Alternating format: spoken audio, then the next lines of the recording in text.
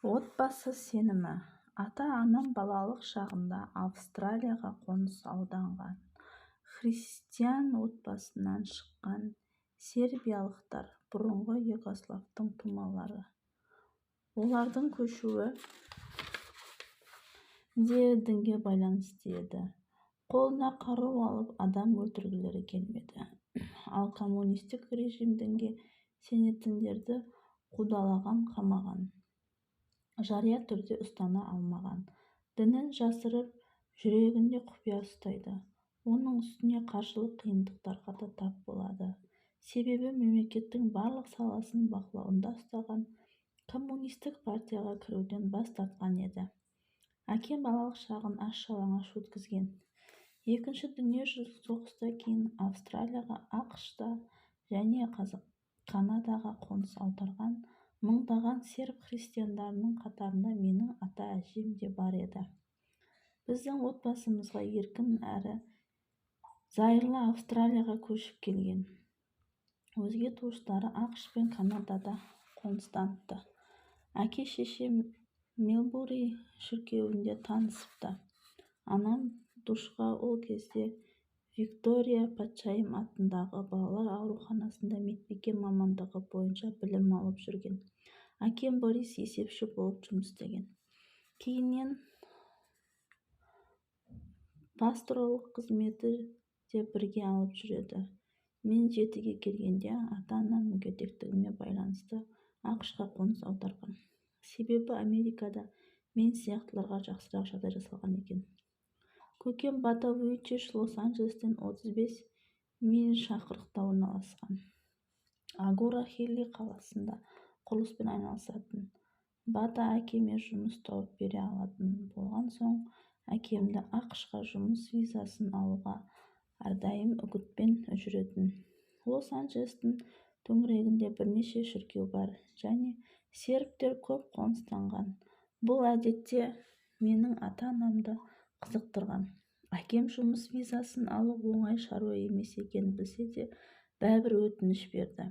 Ауа райы маған қолайлы әсер етуі үшін шамамен 1000 мильдей солтүстікте жатқан Квинсленд штатының Брисбен қаласына көшіп келдік. Мүгедектіктен бөлек аллергиям да бар еді.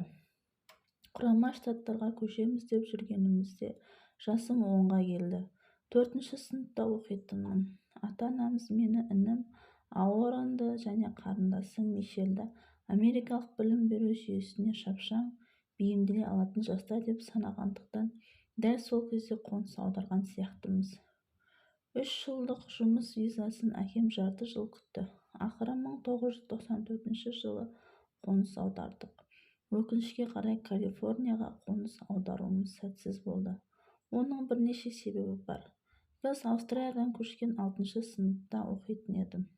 Агура Хиллдегі мектепте толып қалған еді. Мені оқушы көп сыныпқа қабылдады. Сабақ өте қиын болды. Оқу жүйесі де Австралияда мүлде өзгеше еді. Жасы оқитынмын. Соның өзінде ерекше ынтамен кірісуге тура келді. Сыныптастарымды қуып жетуге тиіс едім. Оның үстінде әр пән, әр кабинетте өтетіндіктен тағы да қиындықтар туындады. Австралияда барлық сабақтар бір кабинетте өтетін еді. Біз көкем үйінде тұрдық. Жұбайы екеуінің 6 баласы бар еді. Үйлері Агура Хилли үшін айтарлықтай кең болғанымен, қалай болғанда да бізге ыңғайсыздық тудырды. Тезірек үй алып көшіп кетуге тырыстық. Алайда үйдің бағасы Австралиядағыдан әлдеқайда қымбат болып шықты. Әкем ағасының қасында жұмыс істеп жүрді. Анамыз медбике болып жұмысқа тұра алмады. Себебі балаларын қолы босамайтын. Ол тіпті Калифорнияда медбике болу үшін лицензия алуға өтініш те бермеді.